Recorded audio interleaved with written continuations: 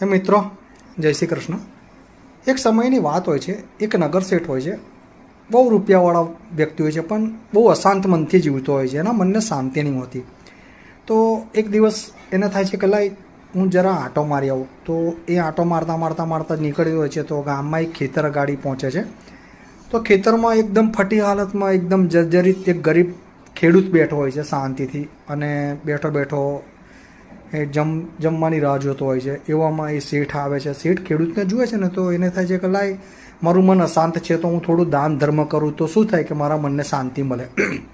એટલે શેઠ પૈસા લે છે અને પૈસા લઈને ખેડૂત જોડે જાય છે. ખેડૂતને કહે છે કે લે આ પૈસા તારા ખેતરની અગાડીથી મળ્યા છે, તારા પૈસા છે, તું લઈ લે, રૂપિયા લઈ લે. આ પેલો ખેડૂત કહે છે શેઠ આ મારા રૂપિયા નથી. તે કે તારા ખેતર અગાડથી મળે છે. કે મારા ખેતર અગાડથી મળે જ ના, મારું ખેતર એટલું અંદર છે, એ સુધી કોઈ આવે ના, અને મારા રૂપિયા છે નહીં, મને કોઈના રૂપિયા જોઈતા નથી.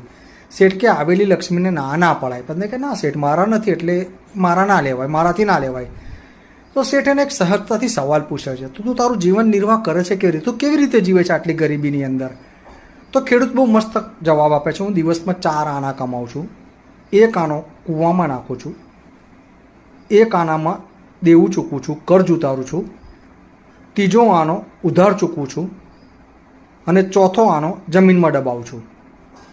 શેઠને પૂછે છે કમ? પણ શેઠ કહેવા મારો પેલો ખેડૂત કહે છે મારો ટાઈમ થઈ ગયો છે શેઠ, હું જઉં છું. બીજો કોઈ જવાબ આપતો નથી અને ખેડૂત ખેતી કરવા જતો રહે છે. શેઠ પાછો આવે છે ઘરે, એની ઓફિસમાં બેસે છે. બધા ઓફિસના એમ્પ્લોયીઓને પૂછે છે, મેનેજરને, એકાઉન્ટન્ટને, બધાને પૂછે છે, પણ આનો જવાબ મળતો નથી. શેઠને બેચેન થઈ જાય છે. વાત એની ઇમ્પ્રેસિવ હોય છે, એની વાતમાં કંઈક તથ્ય હોય છે, પણ શેઠને ખબર નહીં પડતી કે આનો મિનિંગ શું થાય. એટલે શેઠ પાછો નીકળે છે, એ જ ખેતરમાં જાય છે. ખેડૂતને બેસે છે કે ઘરે જાય છે, એટલે ખેતરમાંથી ઘરે જાય છે અને ખેડૂત જોડે બેસે. ખેડૂતને પૂછે છે મને તું એ જે જવાબ આપ્યો કે 4 આનાનો, એને મને જવાબ આપ, એ તું આવું કમ જવાબ આપ્યો?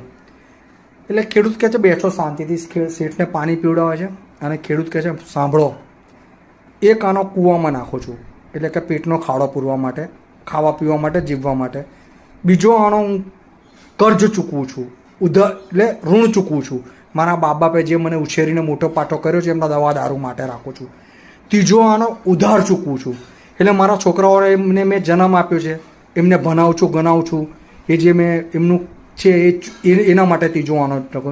4થો આનો જમીનમાં દબાવું છું, એટલે કે સેવિંગ્સ કરું છું 4થો આનો, અને મારી જિંદગી આ રીતે ચાલે છે.